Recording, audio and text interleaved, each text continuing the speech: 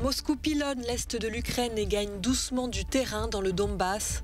Kiev s'attend à des semaines extrêmement difficiles dans la région.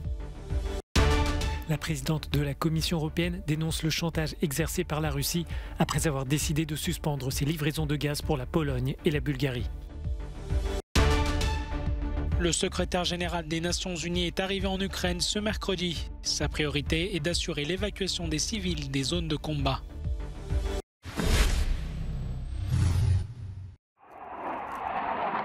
Des semaines extrêmement difficiles sont à venir dans l'est de l'Ukraine, prévient le ministre ukrainien de la Défense. 2 mois après le début de l'invasion russe, Moscou concentre son offensive dans le Donbass et bombarde intensément la région.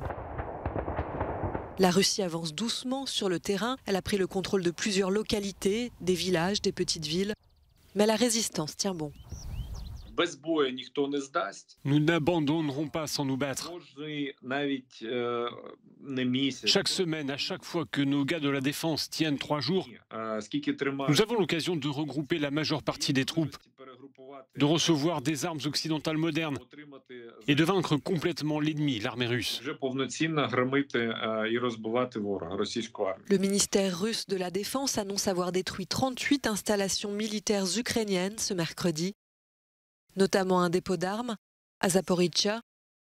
Selon Moscou, il abritait des équipements américains et européens.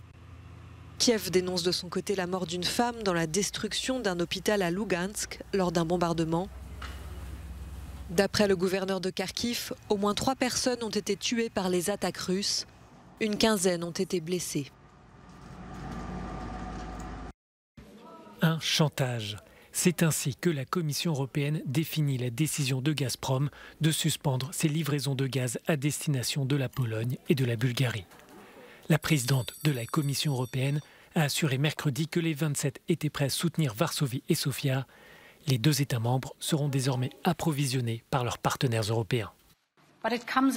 Nous ne sommes pas surpris que le Kremlin utilise les combustibles fossiles pour essayer de faire du chantage.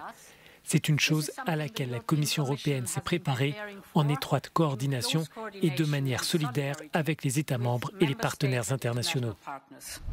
La présidente de la Commission souligne aussi que payer le gaz autrement qu'en euros contreviendrait aux sanctions européennes contre la Russie. Cette mise au point intervient après la publication d'un article par Bloomberg qui signale que 12 entreprises européennes ont accepté d'effectuer leurs achats auprès de Gazprom en roubles. Si cela n'est pas prévu dans les contrats, il s'agit d'une violation de nos sanctions. Nous avons environ 97% de tous les contrats qui stipulent explicitement que le paiement doit être effectué en euros ou en dollars. Après la Pologne et la Bulgarie mercredi, la Russie menace désormais de couper ses livraisons vers d'autres pays. Pour certains experts, l'objectif annoncé par les autorités russes est très clair. L'objectif final n'est pas de punir la Bulgarie et la Pologne, qui sont des petits consommateurs de gaz. Il s'agit de changer la façon de penser des pays les plus vulnérables aux manipulations russes concernant le gaz. Il s'agit de l'Allemagne et de l'Italie, qui sont les plus dépendants du gaz en Europe. Et cela va déterminer l'ensemble de la stratégie européenne à propos de la Russie. Pour certains eurodéputés bulgares, la Russie cherche désormais à intensifier le bras de fer avec l'Occident. Ces élus dénoncent la faiblesse de la stratégie européenne au cours des 2 dernières décennies. Nous sommes lents. Cela veut dire que cette dépendance à l'égard de la Russie doit cesser. C'est peut-être l'un des points positifs de cette suspension des livraisons à la Pologne et à la Bulgarie. C'est un signal d'alarme et nous disons que oui, nous pouvons faire sans la Russie, puisque ces ressources énergétiques sont employées à des fins politiques, géopolitiques et militaires. Les ambassadeurs de l'Union européenne se sont retrouvés mercredi pour évoquer un 6e train de sanctions contre Moscou qui pourrait inclure un embargo sur le gaz et le pétrole. L'accord pourrait être conclu la semaine prochaine.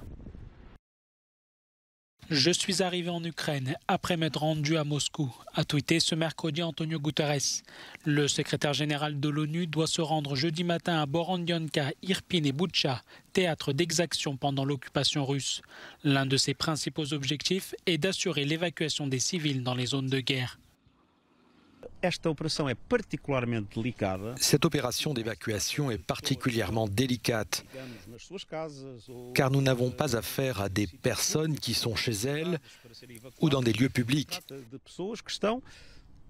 mais à des personnes qui sont réfugiées à l'intérieur d'un bunker dans des circonstances vraiment dramatiques.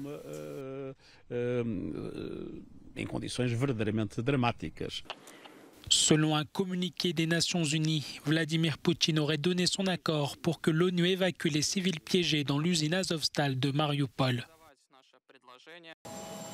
Un échange de prisonniers inattendu entre les États-Unis et la Russie. Moscou a relâché ce mercredi Trevor Reed, un vétéran des Marines américains.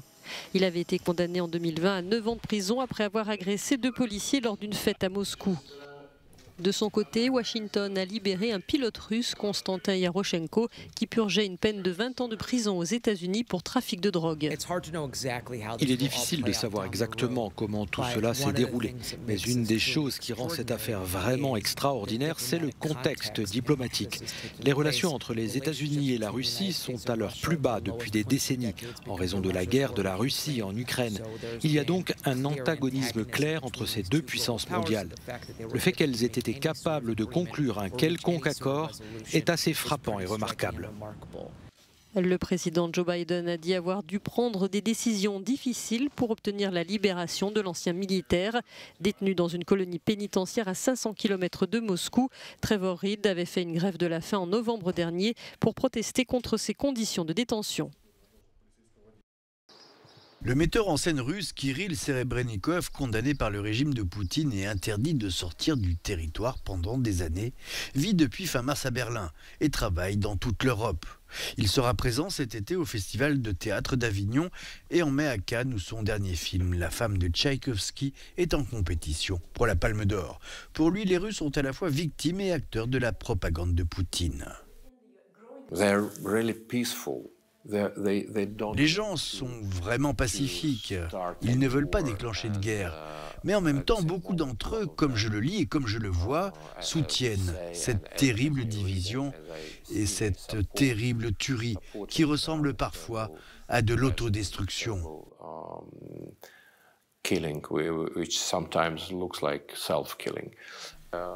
Ça arrive aujourd'hui et j'ai peur, mais c'est le résultat de nombreuses années de propagande terrible. Assigné à résidence et accusé de fraude, il n'a pas pu assister au Festival de Cannes en 2017 pour son film Leto, ni l'an dernier pour La fièvre de Petrov, allégorie hallucinée de la société russe en perdition. Autorisé à s'exiler et connu internationalement, il sait que tout le monde n'a pas sa chance en Russie.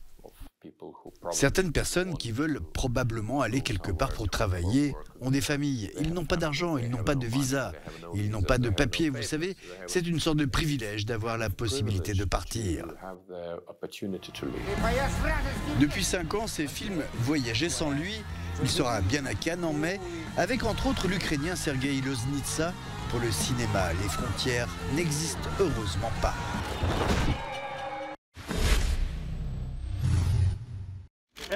Ces 2 femmes vont entrer dans l'histoire de la boxe. Ce samedi, elles vont s'affronter pour ce qui est annoncé comme le plus grand combat féminin de l'histoire. Car ce sera la première fois que les boxeuses seront en tête d'affiche au Madison Square Garden à New York. L'Irlandaise Katie Taylor, à gauche de l'écran, mettra en jeu son titre mondial de championne des poids légers contre la portoricaine Amanda Serrano. Une rencontre que la championne olympique 2012 et pionnière de la discipline attend depuis longtemps. Amanda Serrano, elle, n'a pas à rougir. Invaincue en 28 combats consécutifs depuis 2012, elle possède des titres dans 7 catégories de poids, un record. Dans la deuxième demi-finale allée de Ligue des Champions, Liverpool, largement dominateur, a battu Villarreal 2-0 à domicile. Longtemps mis en échec par une défense espagnole très regroupée, les Reds ont marqué les 2 buts en 2 minutes. Le premier par le défenseur équatorien Pervis Estupiñán qui a marqué un but contre son camp. Et seulement 2 minutes après, le Sénégalais Sadio Mané, sur une passe somptueuse de Mohamed Salah, a inscrit le 2e but de son équipe. Les hommes de Jürgen Klopp, toujours en course pour un quadruplé historique, espèrent remporter pour la 7e fois la Coupe aux grandes oreilles. Le match retour sera joué mardi prochain en Espagne.